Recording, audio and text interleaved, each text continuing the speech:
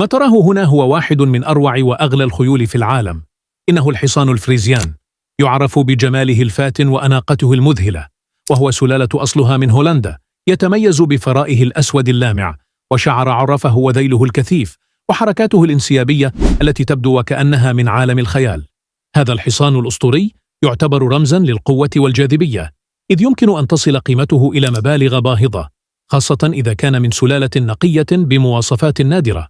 إلى جانب مظهره المذهل، يعرف الفريزيان بطبعه الودود واستعداده الدائم للتفاعل مع البشر، مما يجعله خيارا مثاليا لركوب الخيل والعروض الاستعراضية.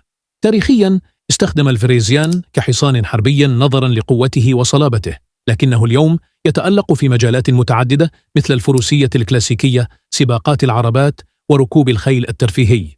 قدرته على التواصل مع الفرسان وشخصيته الهادئة جعلته من أكثر السلالات المحبوبة بين عشاق الخيل والمربين. يتمتع ببنية عضلية قوية وارتفاع يتراوح بين 1.55 سنتيمتر إلى 1.65 سنتيمترا، مما يجعله مثاليا للسرعة والتحمل في آن واحد. لكن أكثر ما يميزه هو مشيته العالية المهيبة التي تجمع بين القوة والرشاقة، وتترك كل من يشاهده في حالة انبهار. الفريزيان ليس مجرد حصان، بل هو تحفة فنية حية، تجسيد للتاريخ والجمال والأداء الفريد.